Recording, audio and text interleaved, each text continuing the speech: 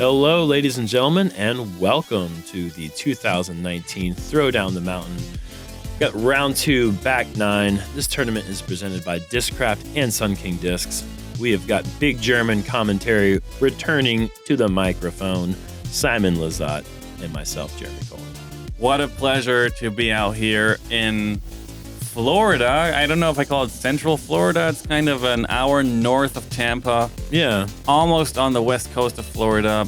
And we are on this almost historical venue here. I think this course has been around since 1993. Yeah, this place has been epic for so long. Been hearing about it. It's such a pleasure to be out here playing on these hallowed grounds here in Brooksville, Florida. We really couldn't have better weather as well. This place is beautiful, perfect 72-degree days. Really no wind to speak of. If there is a scoring condition, it would be days like today. Hole 10 is a par 3, 360 feet. Just about as hard of a par 3 as you could have with a low ceiling all the way. Basket on a mound. Trouble off the fairway. Yeah, this hole does not see too many birdies. Actually, 5 to be exact. And Calvin is going to be trying to put his name in that group of 5 players. The great tee shot. Johnny holds on to this for a bit too long, but he fights through some of the trouble and should have a pretty easy up and down for the par. Yeah, this hole is so tricky, obviously, because the line you have to hit there is so tight, and then you got to put so much power on it on a low line to get it there, and that was... That's inside the circle, which is very impressive. Yeah, that deserves a FollowFlight. Really, I mean, yeah, what? That is so hard to keep a disc that low. I just think I'm too tall for it. I mean, and Calvin proves me wrong every time he throws great shots, but I'm just going to say that. I don't think I have the ability to do that. Aaron Doyle, high off to the right. This is where the hole shows its teeth. It is incredibly hard to save pars. Wow. Look at that shot. Incredible approach. That's exactly what this course is all about. Mm-hmm. Good effort from about 70 feet. Calvin's closer than Paul. Wow. Great birdie to start the back 9 from Paul. One of the few pars we saw him take yesterday. Able to turn that into a birdie in round 2. And Calvin's in. Wow. 2 under for the card on this hole is, I would say, probably the best out of the field. Good save from Aaron.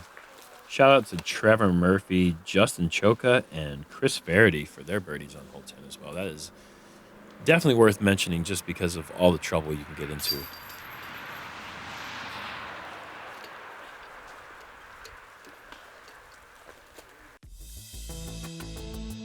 Hole 11, par 4, 550 feet downhill. Slight turnover to get out the gap here. You just want to keep the disc, just throw it straight towards the ground, and hopefully the disc will carry far enough.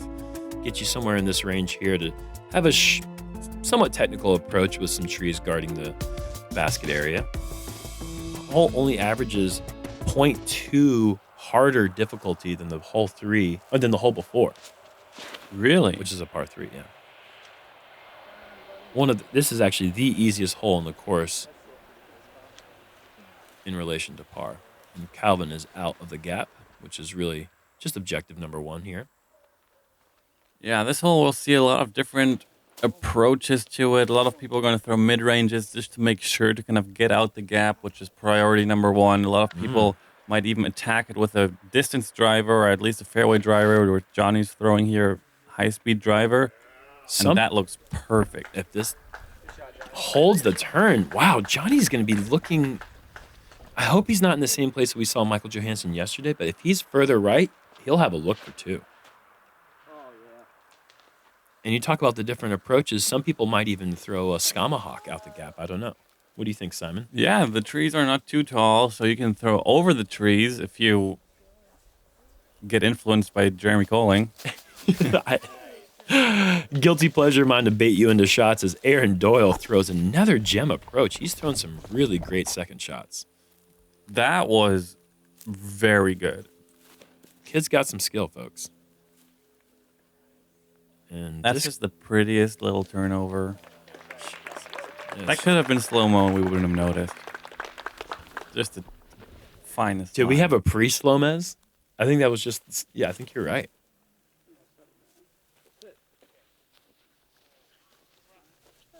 Nice turnover shot. Leaving himself probably 20 feet.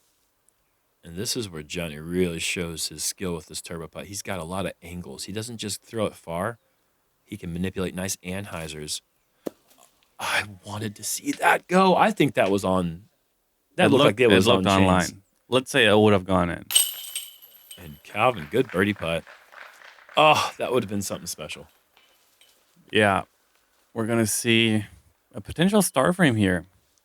I think it'll be the first one of the day. That was almost like a scramble birdie by Aaron. Yeah, that's... Does that exist, scramble birdie? I don't know. I think if it does, we just saw one. We might have even seen two with Paul's drive kicking an early tree and having to throw pretty much full distance with his buzz turnover. It didn't look like it was full distance because it was flying perfect and slow. And Yes. just completely controlled the entire way. I think Johnny might have been looking at that tree that he hit. Anyhow, hole 12, par 3, 315 feet. One of the trickier par 3s on the course. As we move around the corner, you can see these 4 guardian trees. If you throw a shot good enough to miss these guardians, then you have to somehow manage to get on top of this shelf, which is really the hardest part about it, because then the basket's still another 45 feet past that shelf. Yeah, this hole is so different almost in the entire rest of the course, because the perfect... Oh, that was a good flare, maybe. Yeah, that actually looks like probably got him into that bottom of the shelf 45-foot range. Yeah, if you want to park this hole, you got to kind of miss the main gap and go early like Paul does here. But then there's like 4 of these main trees there that it's just a throw and hope. But if you hit the main gap, you're always going to be left with like a 35-footer. Johnny going with a turnover. And Great kick. Yeah, I don't think that was a bad kick either. I think that those are both generous tree directions to the putting green. That looks good. And he's on top of the shelf. That is really hard to do. Really great shot from Aaron.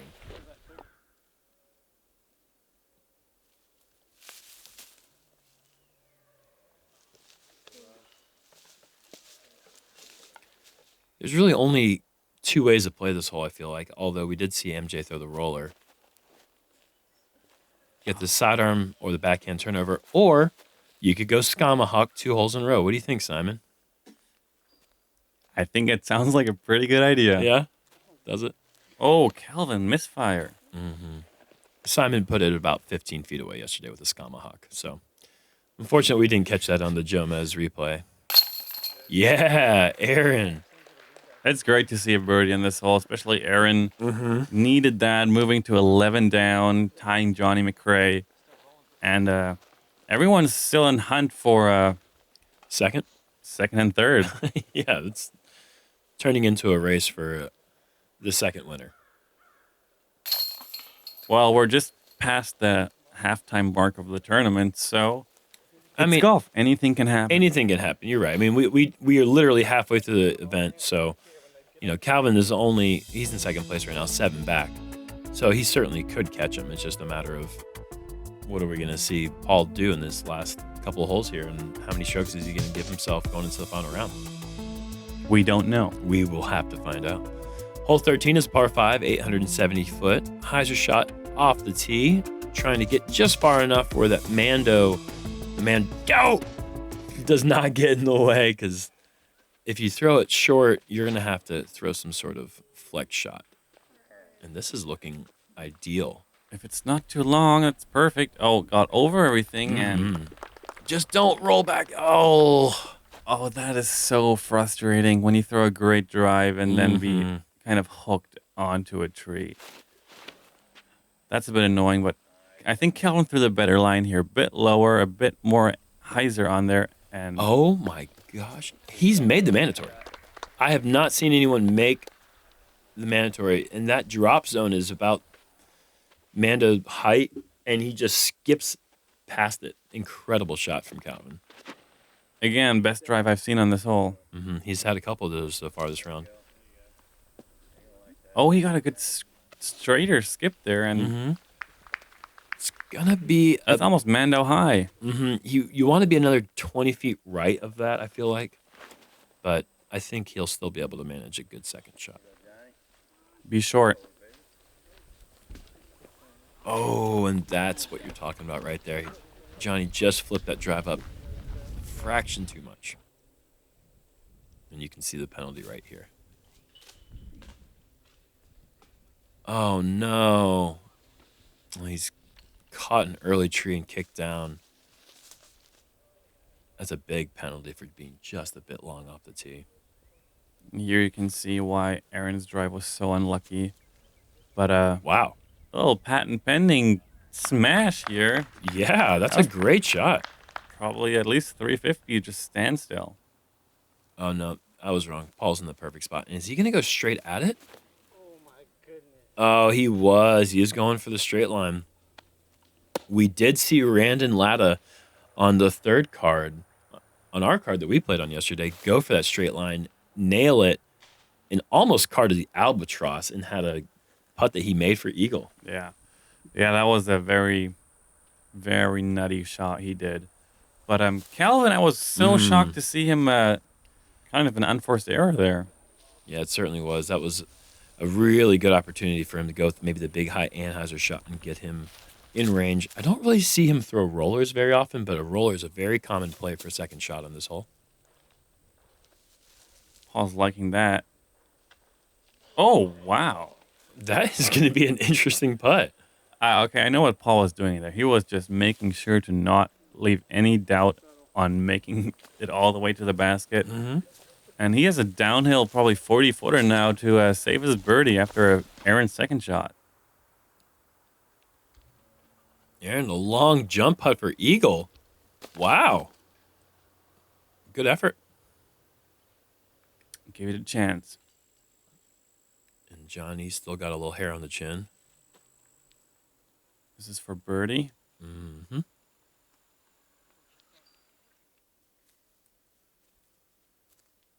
I definitely wouldn't have guessed that Calvin would have been this far away putting for birdie after that drive, but makes good. Great putt. I wonder if Calvin is like blocking the basket with his putter when he lines up these putts, because it looks like that. Yeah, we see Paige Pierce do that too. I don't know exactly what the thought process is there, but I know Lamar Mon did a... Here, Paul's the GOAT. Yeah. Paul's the GOAT? Oh, my God. Yeah, well, look at that. That's just a putt that you think of in a little friendly practice round when you're playing in horse with your buddies. When do you ever have a putt like that in a tournament round? And Paul just makes it. Thank you. Oh, there's a little smile. I like when he does that.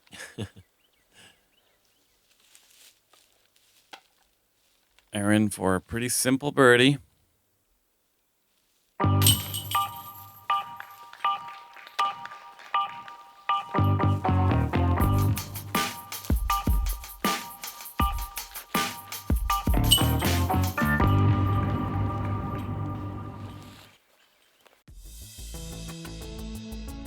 I was giving Lamar Mon a quick shout out because he does a clinic on how to putt, and he says the best way to putt is to block out the basket completely so you can't see what you're throwing at. It's pretty funny. Anyways, It works. hole 14 is a par 5, over 1,000 feet, straight the whole way.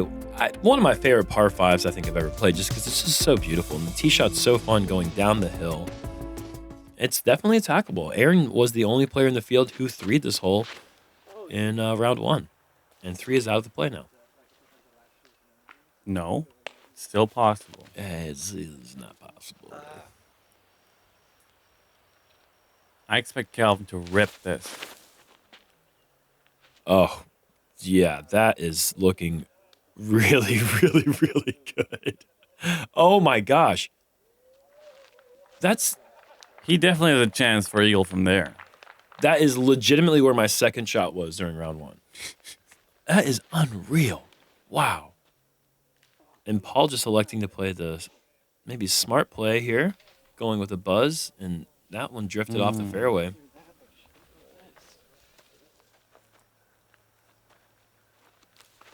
Johnny looks like he's throwing a giant. And that is also really nice. That needs to get down, though. Can skip quick. Oh, and a really nice little roll off the tree. That could have been really unfortunate after a beautiful tee shot. The gallery is definitely happy about that one, Mm-hmm. as is Johnny. I feel like that gets more applause than a really great shot sometimes. When somebody gets good luck, Yes. a disc's going out of bounds and then it hits a fence and comes back in bounds, everyone goes crazy.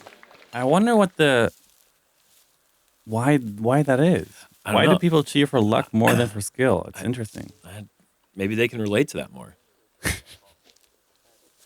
And That Paul, was- yeah. Perfect. Mm-hmm. Nice placement shot after being a little bit off the fairway.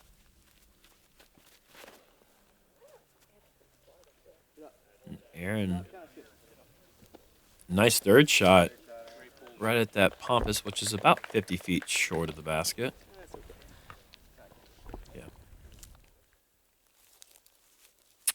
I hope Johnny attacks this. Oh, and that's a little bit lower than I think he wanted. Maybe he's just playing. That's Position. one of these going to be a half-run eagle attempt there, I would guess. Oh, Calvin did not turn it over. Probably thinking about round one where he turned it over too much and threw it OB. So going the super safe route, and he's going to have to lay up for birdie there. And Paul going buzz, buzz, buzz. Naturally. Oh, that Might be a tricky little putt there. very well could be, yeah.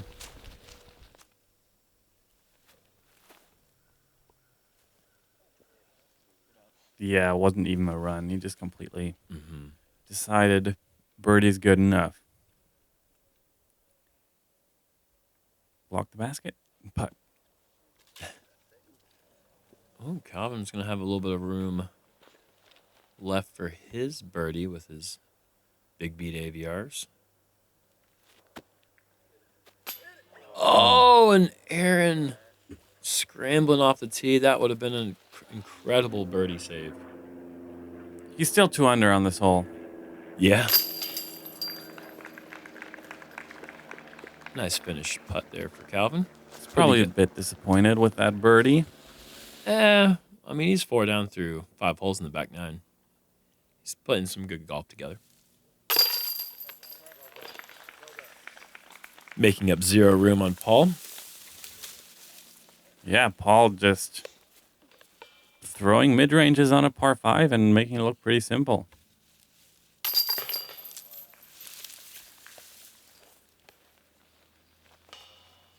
I mean, if the tee shot weren't elevated, there's no way he's going mid. Yeah. But he can make his own rules at this point. I think he's doing just fine. I'm hoping final round he's going to run for eagle on that hole. He's making strokes for himself right now to be able to do whatever he wants. Hole 15 is par 4. I think it's one of the hardest, but really one of the coolest and most demanding tee shots on this course. 640 feet. Drive, you have to throw it about 430 feet. Low ceiling, slight ante backhand driver. I think Calvin is going with the eagle. He loves ripping these eagles, and this is on a perfect line. Yeah, the 3 dangers on this hole is the fence on the right and leaving your drive short, not really committing to the flex line, and then bailing out early left into those pine trees. Or we've also seen someone throw it like too good and going long. Yeah, Randon Landa threw it 2 straight. And McBeth has done error number 2 that you mentioned, has gone into the left trees, I believe, with his DGA Tsunami. And Johnny going with that giant again. Maybe too much turn, needs to flatten. Doesn't look bad at all now, but maybe too long. It's hard to tell exactly what his angle is going to be like from there, but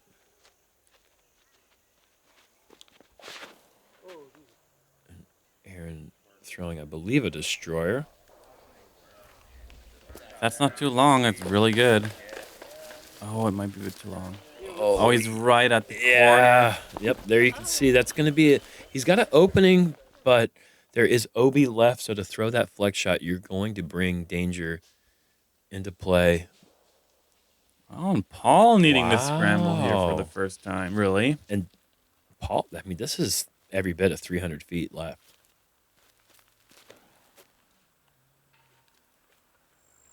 Oh, leaving that a bit wide, making sure not going OB. And that looks, closer than I thought. 30-footer? Yeah, 30 feet. If Calvin can throw the similar shot, he's going with a DX AVR X3. And this is flying straight. Needs to fade like 0. And wow, long and 2. He was happy to get the call that was inbounds. Yeah. Once it gets over that hill, it's hard to tell if the speed is right. Oh, don't do... Oh, no. Oh, it's short of the out-of-bounds ditch. Okay, you can see where those stakes come into play.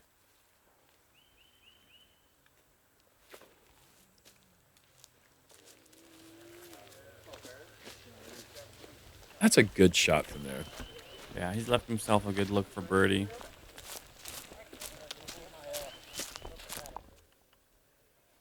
Johnny 60 feet from the knee, going turbo.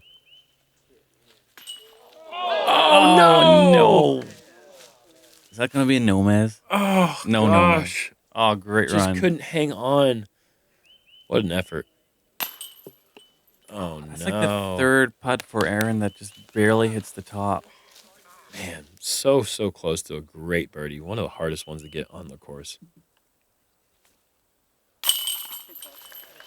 The sound of hitting that top nub is just the most unthankful thing in the world. Yeah, I think a lot of people would say that the sound of hitting the band is worse, but I like the band sound better than the donk. Personally, I do too, but people are like, I don't like bands because they make a weird sound.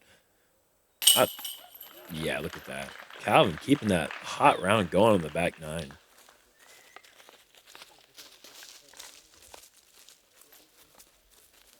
At least the band has a nice ping to it. When he hits the top on the basket like this, it just goes like plud. Yeah, the band is like missing with passion. Yeah. Okay. And those baskets is like missing with depression. Yeah, would you rather hear ping or plud? Exactly.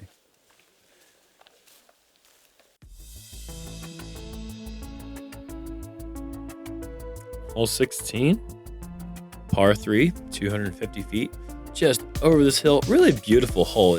I really like how this fits in with the course. You don't have that many short par 3s on the course at all. I think this is the only one inside 300 feet. And it's just a nice technical speed control, accuracy off the tee shot. You're going to see 99% of the players go straight up the middle and one Simon Lizotte go with a Spikeiser. Wow. Oh, Calvin no. misfiring here. And I like that they put this white and orange pole on top of the basket, which you totally can't see from the tee. Yeah, it would be nice if it was just a bit higher. Paul going with that Anheuser flex shot with that Z Predator. Wow, how on earth did that manage to get through? That is some crazy kind of luck because that was heading straight into the doo-dooville. He's got an uphill probably outside the circle putt there. And Johnny also not getting any turnover, but that's going to be pin high, probably just on circle's edge. Yeah, a little tester putt. You're throwing a rhino? DX Rhino, early tree hit and a horrible kick. And that almost is harder to throw the right distance when you get that close to the hillside because you can't throw high and get all the way there. So he's got to go with a... Was that a... Thumber? Was that a thumber? Yeah, looked like it. Oh, my goodness. And that's going to leave Aaron probably 45, 50 feet for his par. Oh, here we can see that hole on the basket, which helped. Wow, and This is one of the last holes you expect to see the lead card struggle on like this. 55-foot uphill. If he pulls a birdie out of his... Jeez Louise. Goodness gracious, man. That was just... I will tell you... I will say this. That was a total shank off the tee. Yes. That was not at all what he was trying to do. Gets through everything and then picks up the birdie anyways. Dude is just greedy for birdies. So good. And Aaron... Oh, yes! Back-to-back SloMez's. Yes, all right. I love that. With the glasses on in the woods, that is... Swear to God, I had nothing. Well, Believe it. yeah, enough. Awesome. Awesome save. Oh, blood. What?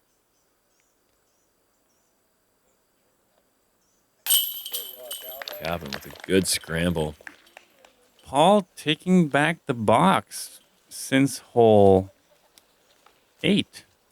Yeah, Calvin has been on the tee the whole time. You're right. Making up some strokes, keeping it interesting. Paul slams the door shut on that run there.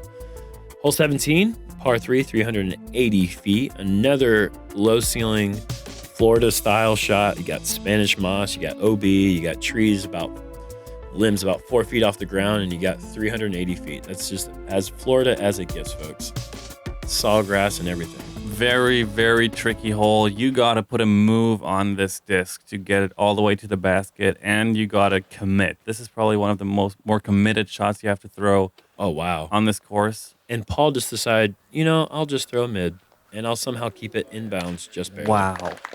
And you also have to avoid the alligators and the whooping crab cranes, spiders. the crab spiders, and the moccasins. And Calvin has not avoided any of that stuff. Maybe, no. Unfortunately, he is out of bounds. And we'll have to wrestle with a gator to get his disc back.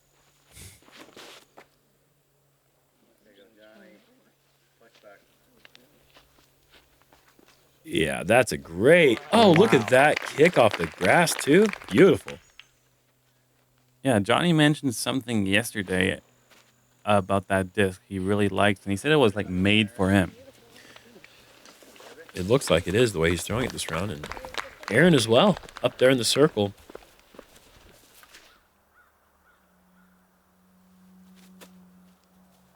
Calvin going with a floppy fish jump putt to about 18 feet.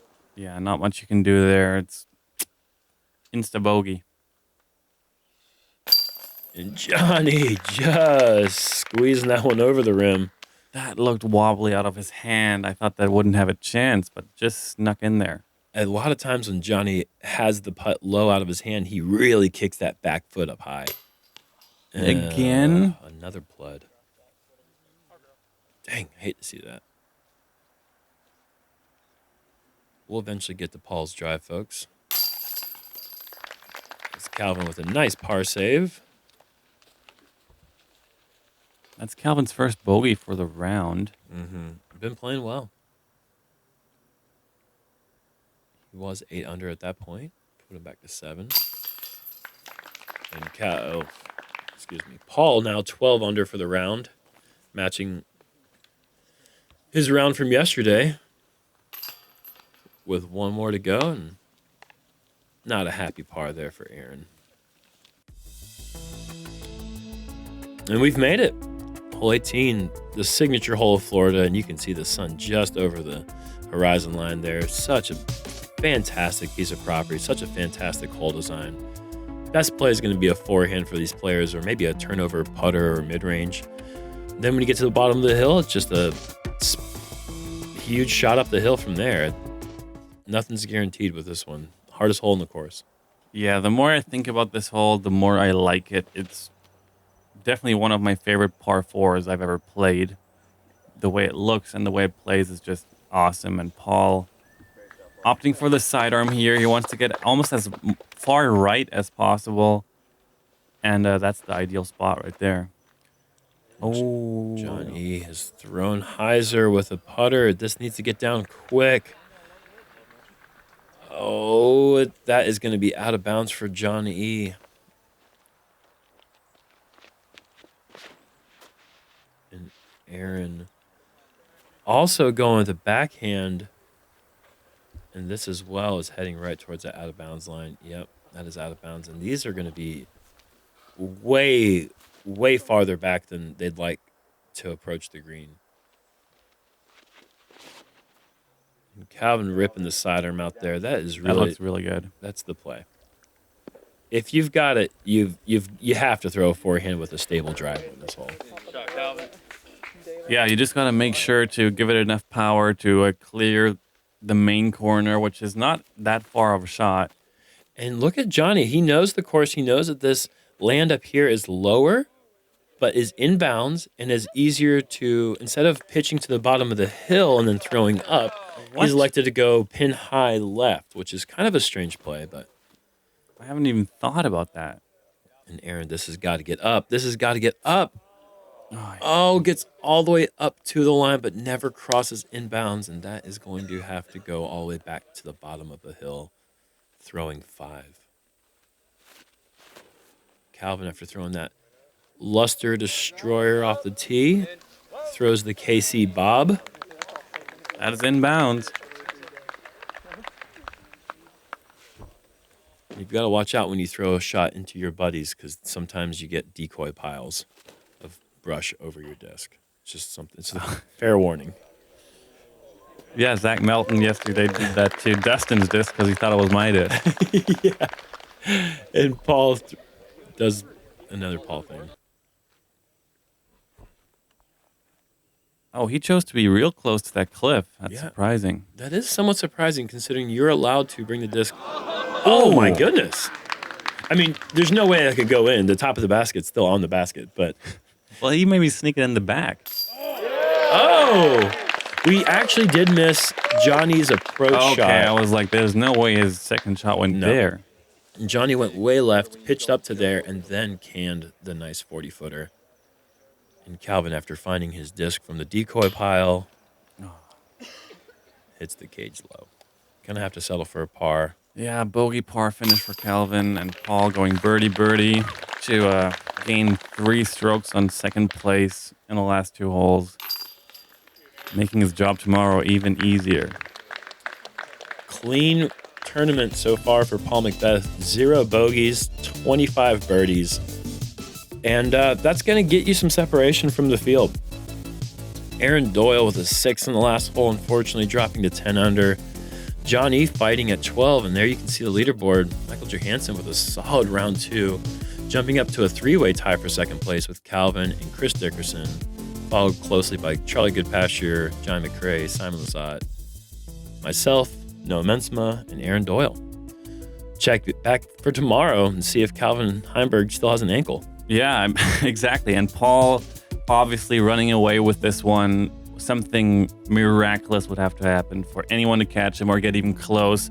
So it's going to be a race for second place. I think there's like 6 players within 2 strokes. We'll see you guys tomorrow.